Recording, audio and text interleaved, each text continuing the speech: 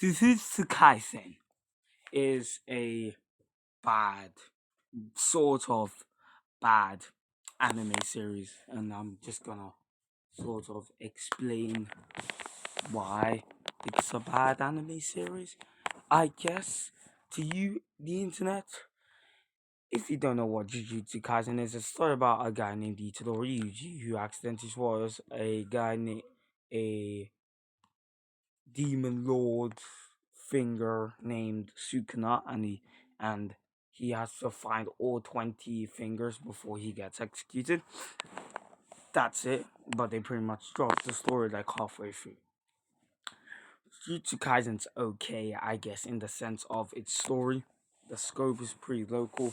It's in modern day Tokyo and all that, so it's not really that bad. It's not really that good either.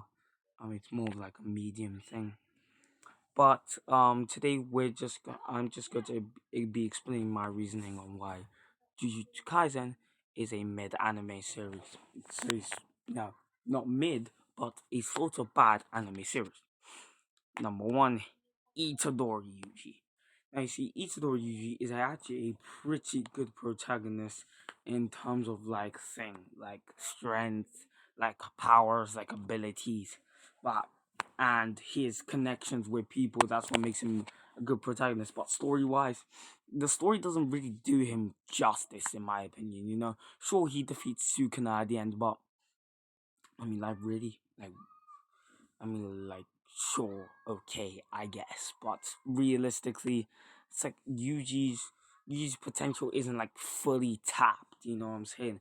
And JJK fans might disagree with me, but I don't think that Yuji's like up there with like the go-to protagonist. Like my ghost Monkey D. Luffy, Ichigo Kurosaki, Naruto Uzumaki, Goku, Sailor Moon, Ash Ketchum, all those like they have like deep stories, and I don't think Yuji has that yet. Then we have oh boy, Megumi Fushiguro. Now Megumi. God damn. You have the most wasted potential. You see this guy, right? This dork. He's the straight man of the friend group, and he just works well when he's around the dorky characters like Nobara and Yuji and hell, even Gojo. But on his own, he's just dry, plain boring. And to be honest, Megumi, just like as a character in general, he's not really that good. He has the most wasted potential out of the entire JJK cast because he has Maharaga, which is this insanely powerful curse that can adapt. But Megumi, he's just not on the same level, bro. He's just not on the same level at all. And Megumi's like I call like people hype up Megumi as this like really strong character, but when he really isn't. The nigga gets beat like nearly every single fight. Like, come on, bro. Like this is honestly some joke man behavior right here. Then we have Nobara. Now Nobara, yeah, she's kind of bad. She just comes back like near the end of the story for some reason, which I think is a retcon because she died during the Shibuya incident, and I think she's just kind of plain. She's kind of boring. She fits the tomboy. She works well with Yuji. She works well with Megumi. But other than that, it's like thing. It's like no man.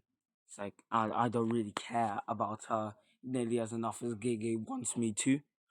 And so this isn't really professional, but you understand my point. I don't really like Nobara because she doesn't really stand out to me as a character. And now finally we have Gojo.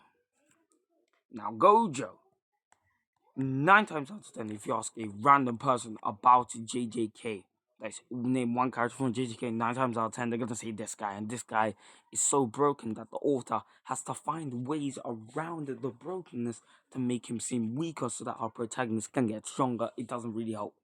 The nigga's just too powerful. He's the most powerful thing in the verse. Nothing can defeat him. And his fight against Sukuna, well, obviously he lost. But you see that Gojo is an interesting protagonist, I think, and most people will just find him like for the sex appeal, but I'm looking at the character.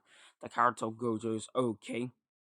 It's very good in terms of power. He's a great character, but let's be real, he's not surviving in any other anime. He's just broken in this one.